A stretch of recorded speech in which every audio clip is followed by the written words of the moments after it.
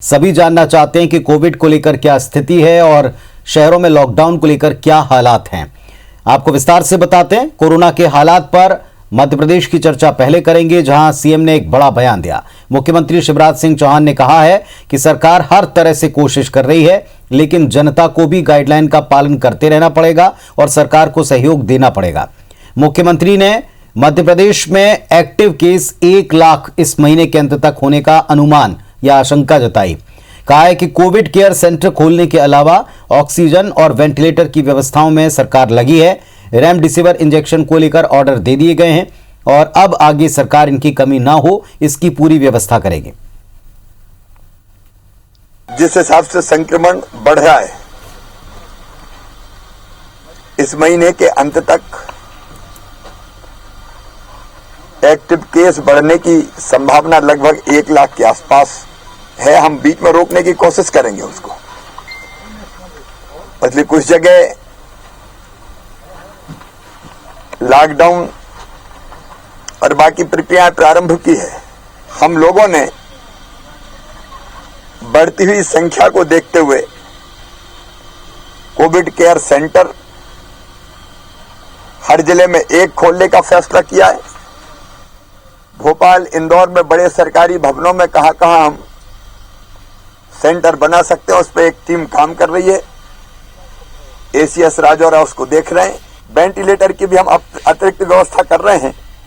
अभी भारत सरकार से इसी सप्ताह 350 वेंटिलेटर हमको और मिल जाएंगे। वैसे जो बेहतर से बेहतर संभव है वो करेंगे। लोग चिंता ना करें, बस सहयोग करें कि संक्रमण फैलना से रोकना, यह सबसे बड़ा सहयोग है। तो हमको ऑक्सीजन मुख्यतः गुजरात और उत्तर प्रदेश से, थोड़ी सी महाराष्ट्र से प्राप्त होती है। अब भिलाई स्टील प्लांट से भी अतिरिक्त ऑक्सीजन मिलना प्रारंभ हो गई है। वर्तमान में पर्याप्त उपलब्धता है। ऑक्सीजन की आपूर्ति पर पूरी नजर रखी जा रही है। एक कमेटी उसके लिए बनाई है। कल जहां 3 दिन पहले 60 मीट्रिक टन ऑक्सीजन हमें प्राप्त हो रही थी, वहां कल 180 मीट्रिक टन ऑक्सीजन हमको प्राप्त हुई है। जहां तक इंजेक्शन का सवाल है, हमने 1 लाख इंजेक्शन के ऑर्डर्स दिए हैं। आपूर्ति प्रारंभ हो गई है। परसों 2000 मिल गए थे, आज फिर मिलेंगे। उसके लिए हम टेंडर भी कर रहे हैं, लेकिन अभी तो हमने, क्योंकि जल्दी चाहिए थे, तो कुछ आदेश ऑर्डर सीधे कर दिए। वहीं छत्तीसगढ़ में भी कोरोना मरीजों की संख्या लगातार बढ़ती जा रही है। एक दिन में 91 मौतें हुई 24 घंटे के दरमियान और 11,000 के आसपास केस मिले हैं। एक्टिव केसेस की संख्या लगातार बढ़ती जा रही है। क्या स्थिति है मध्य प्रदेश में और छत्तीसगढ़ में, अपडेट देने के लिए हमारे सहयोगी इस वक्त हमारे साथ जुड़ रहे हैं। 3 सहयोगी इस वक्त हमारे साथ में जुड़ गए हैं अपडेट के लिए। विनय वर्मा जुड़े हैं रायपुर से, इंदौर से शालिनी जुड़ी हैं, जबलपुर से विजेंद्र जुड़े हैं। सबसे पहले शुरुआत शालिनी आपसे करते हैं। इंदौर में जो स्थिति है उस पर मुख्यमंत्री भी सहमत दिख रहे हैं कि लॉकडाउन बढ़े, क्या हालात हैं वहां?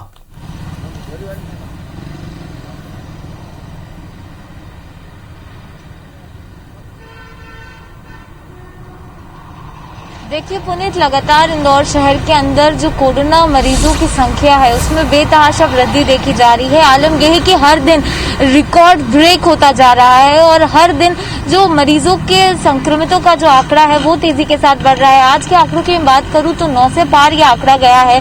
912 नए पॉजिटिव मरीज मिले और इसके साथ 5 लोगों ने कोरोना के चलते दम तोड़ा।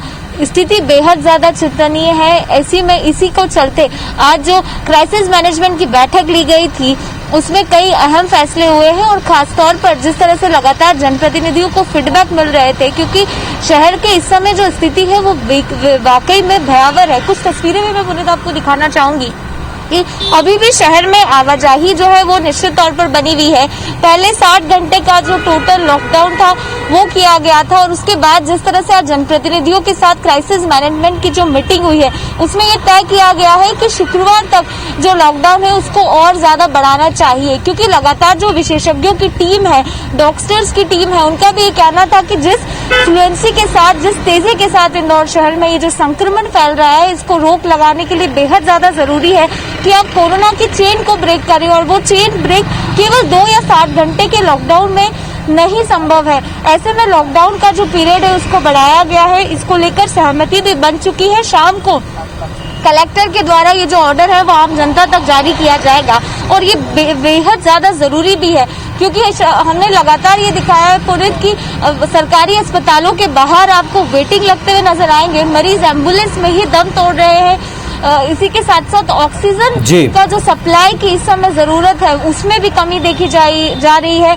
रेमडेसिविर इंजेक्शन को लेकर लगातार मारामारी बनी हुई है। कुछ जगहों पे जो अवेलेबिलिटी दिखाई जा रही है वो अस्पतालों तक सीमित है।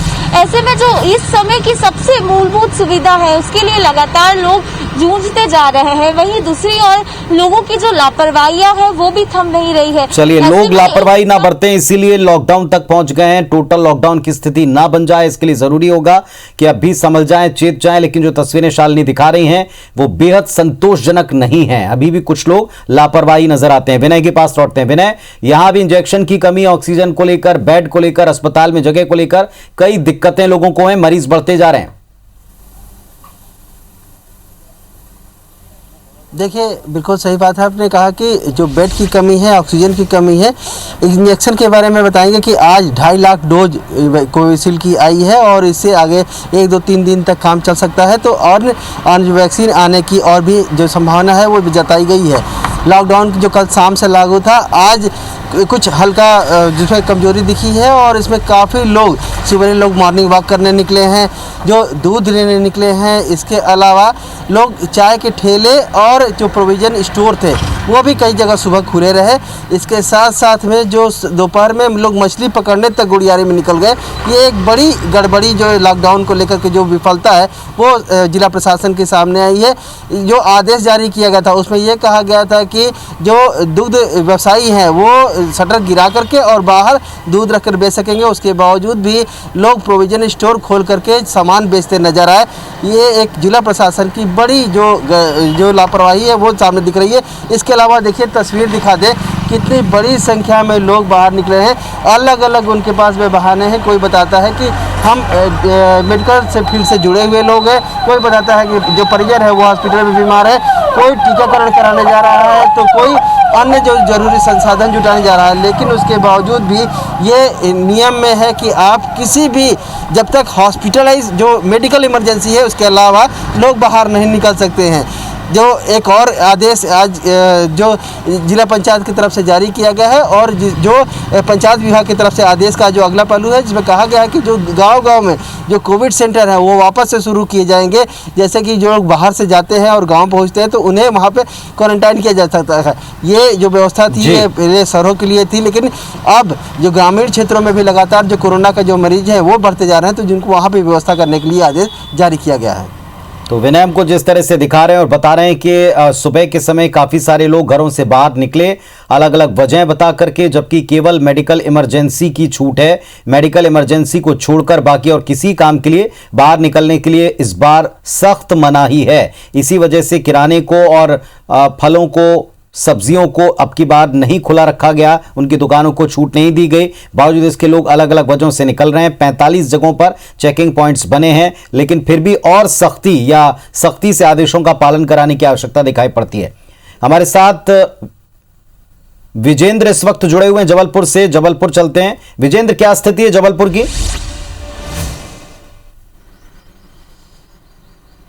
बेशक पुनीत, बात अगर जबलपुर की जाए तो बीते 4 दिनों में यहाँ करीब 1,500 पॉजिटिव कोरोना पॉजिटिव केस पाए जा चुके हैं और एक्टिव केसेस की संख्या बढ़कर करीब 2,500 हो गई है। गंभीर बात पुनीत यह है कि जिला प्रशासन ने तमाम कवायद के बावजूद अब तक महज 2,000 बेड्स की ही व्यवस्था की है। हालांकि राहत की बात प्रशासन के लिहाज से ये है कि बहुत से मरीज जो हैं इन एक्टिव केसेस में वो होम आइसोलेशन में रहकर अपना इलाज करवा रहे हैं। लेकिन जिस तरह से संक्रमण की दर लगातार बढ़ रही है या रोज़ाना सैकड़ों की तादाद में कल ही 369 केसेस पॉजिटिव पाए गए थे और लगातार रोज़ाना ये आंकड़ा बढ़ रहा है। तो प्रशासन के लिए एक बड़ी चुनौती है बेड्स का इंतज़ाम करना, ऑक्सीजन का इंतज़ाम करना, क्योंकि जैसा मैंने आपको बताया कि एक्टिव केस से कम संख्या में बेड अभी ऑक्सीजन युक्त जबलपुर में मौजूद है।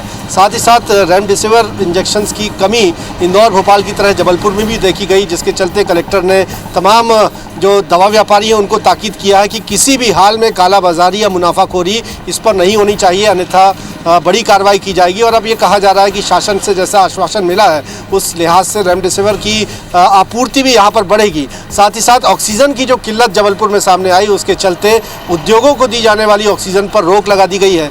जिला प्रशासन ने एक आदेश जारी किया है जिसके तहत जितनी भी ऑक्सीजन जबलपुर में प्रोड्यूस हो रही है, 2 यूनिट है जबलपुर के रिछाई इंडस्ट्रियल एरिया में जो ऑक्सीजन सिलेंडर्स को प्रोड्यूस करती है, तो 100% उसकी आपूर्ति हेल्थ सेक्टर को देने का आदेश जारी किया गया है। क्योंकि न सिर्फ जबलपुर के तमाम अस्पताल बल्कि आसपास के जो तमाम ज़िले हैं वहाँ पर भी जबलपुर से ही ऑक्सीजन सप्लाई की जाती है। लिहाजा 100% ऑक्सीजन हेल्थ सेक्टर के लिए रिजर्व रखने की बात कही है, वही उसको ही सप्लाई करने की बात की गई है और इंडस्ट्री को इसकी सप्लाई पर रोक लगा दी गई है। तो ऐसे में तमाम चुनौतीपूर्ण हालात हैं और इन्हीं हालातों के बीच में एक आज जिस तरह से वीडियो कॉन्फ्रेंसिंग के जरिए मुख्यमंत्री ने सुनवाई की और चर्चा की, उसमें एक प्रस्ताव जबलपुर से भी गया है इंदौर की तरह कि जबलपुर में भी ये लॉकडाउन की जो मियाद है 60 घंटे से कुछ आगे बढ़ाई जानी चाहिए। और इस बीच प्रशासन को चाहिए कि वो तमाम जिस तरह की कमियां हैं, भले वो इंजेक्शंस की कमी हो, वेंटिलेटर की कमी हो, ऑक्सीजन युक्त बेड्स की कमी हो, अस्पतालों की मनमानी जैसी हालात हो या आरोप है, उन पर एक युद्ध स्तर पर कार्रवाई करने की मांग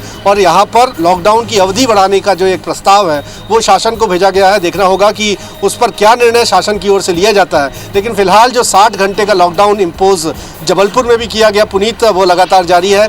जबलपुर के एक व्यस्ततम चौराहे में इस वक्त मैं मौजूद हूँ, ये नौदरा ब्रिज चौराहा है और आप देखेंगे कि पुलिस के जो फिक्स पॉइंट हैं वो यहाँ पर भी लगाए गए हैं। बता दूं आपको कि जबलपुर ज़िले में ऐसे 100 पॉइंट पुलिस प्रशासन की ओर से लगाए गए हैं और हर कोई आवाजाही करने वाला कोई भी शख्स होता है उसको रोककर पुलिस की कोशिश यही होती है कि उसके घर से बाहर निकलने का कारण पूछा जाए। हमने देखा कि अभी अभी कुछ लोगों के खिलाफ चालानी कार्रवाई भी पुलिस की ओर से की गई है। तो ये वो तमाम हालात हैं जिनके बीच में लॉकडाउन जबलपुर का भी जारी है और कई चुनौतियां हैं जिनका हम लगातार जिक्र कर रहे हैं। उससे देखना होगा कि जिस तरह से संक्रमण जबलपुर में बढ़ रहा है उससे निपटने के लिए किस तरह से युद्ध स्तर पर कोई ठोस कार्रवाई की जाती है। पुनीत, चलिए, तो ये जबलपुर की स्थिति है, वहां भी लॉकडाउन बढ़ाने का एक सुझाव गया है और साथ ही साथ सख्ती से पालन कराने को लेकर लोग बात करते नजर आए। राजनांदगांव से आलोक भी जुड़े हैं और भोपाल से नीलम जुड़ी। पहले नीलम के पास चलते हैं। नीलम, क्या स्थिति है राजधानी की? पहले बताया जा रहा है कि केसेस बढ़ सकते हैं, बेड बढ़ाए जा रहे हैं, संख्या बढ़ाई जा रही है अस्पतालों की या कोविड सेंटर्स की।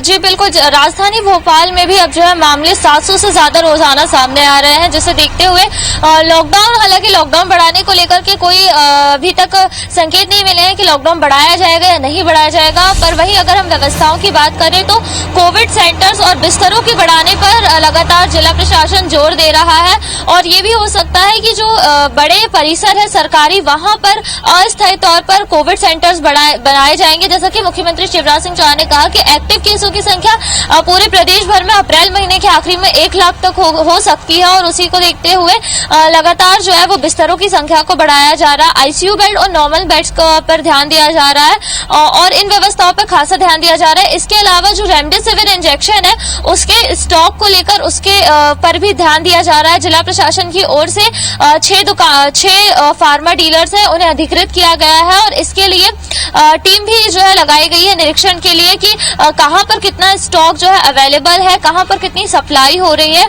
और किन जो मरीज गंभीर मरीज है केवल उन्हें ही प्रिस्क्रिप्शन के आधार पर रेमडेसिविर इंजेक्शन जो है वो दी जाएगी। इसके अलावा ऑक्सीजन सप्लाई की बात करें तो 3 सोर्सों से जो है राजधानी के अलग अलग निजी अस्पतालों और सरकारी अस्पतालों में ऑक्सीजन सप्लाई की व्यवस्था जो है वो की जा रही है। लगातार जिला प्रशासन की टीमें निगरानी रख रही है कि ऑक्सीजन सप्लाई जो है वो केवल मेडिकल यूज के लिए ही दी जाए, औद्योगिक इस्तेमाल के लिए इन्हें अभी रोक दिया जाए। वहीं यदि हम लॉकडाउन की बात करें तो पूरे शहर में जो 60 घंटे का लॉकडाउन लगाया गया है, इसके लिए पुलिस ने जगह जगह बैरिकेडिंग की है। हालांकि अभी भी देखने को मिल रहा है कि कई लोग जो है वो अपने अपने कारण की वजह से घरों से बाहर निकले हैं। कुछ लोग वैक्सीनेशन के लिए बाहर जा रहे हैं, कुछ लोग अपनी जॉब और अपने काम के सिलसिले में बाहर हुए हैं, तो उन्हें भी रोक रोक कर लगातार पुलिस पूछ रही है कि आप क्यों बाहर निकले हैं। हिदायतें दी जा रही है। चलिए, तो कुल मिलाकर नीलम संख्या कम जरूर हुई है, लेकिन अभी भी कुछ लोगों की आवाजाही दिखाई पड़ रही है और निश्चित तौर पर उनसे कारण पूछकर तय किया जाएगा कि क्या ये बेवजह है या जो जिन्हें छूट है केवल वही निकल रहे हैं।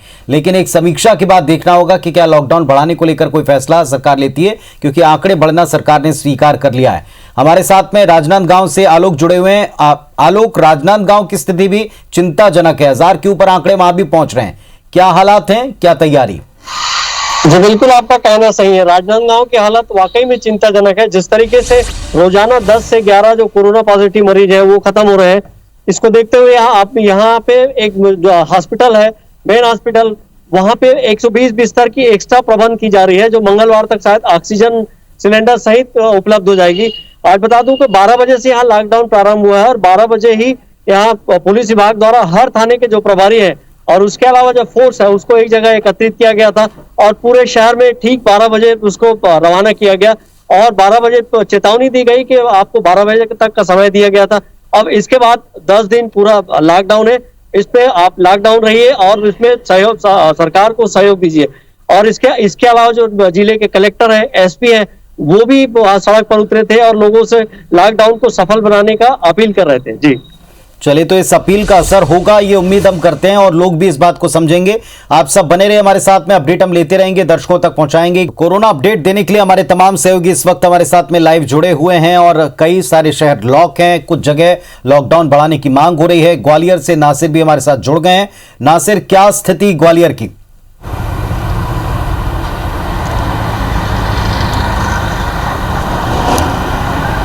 देखिए, जिस तरह से लॉकडाउन का जो कहा गया था, कॉल किया गया था और उसके बाद पूरा मुकम्मल असर ग्वालियर में देखा जा रहा है। और आप देखेंगे कि ये मैं जहाँ पर मौजूद हूँ, ये झांसी रोड कहलाता है और यहाँ पर रोडें हैं वो सुनसान है, इक्का दुक्का लोग ही यहाँ पर निकल रहे हैं, लेकिन अमूमन यहाँ पर भीड़ रहती थी। लेकिन सबसे बड़ी बात यह है कि पूरी तरह से जो दुकानदार थे उन्होंने इस पूरे लॉकडाउन में सहयोग दिया। लेकिन अभी भी हम दूसरी तरफ जाएँ, यानी कि मोहल्लों में जाएँ या कॉलोनियों में जाएँ, तो वहाँ पर अभी भी दुकान खुली हुई है। और ऐसे ही लगभग मुरार क्षेत्र में 3 दुकानों को सील किया गया है, भितरवार में भी 3 दुकानों को सील किया गया है। लेकिन आज मुख्यमंत्री की भी जो जिला प्रशासन के लोग और जो स्थानीय प्रतिनिधि हैं, सांसद हैं, पूर्व विधायक हैं, उनके साथ में मीटिंग हुई थी और उसके बाद ग्वालियर में क्राइसिस मैनेजमेंट की एक बैठक आयोजित की गई थी।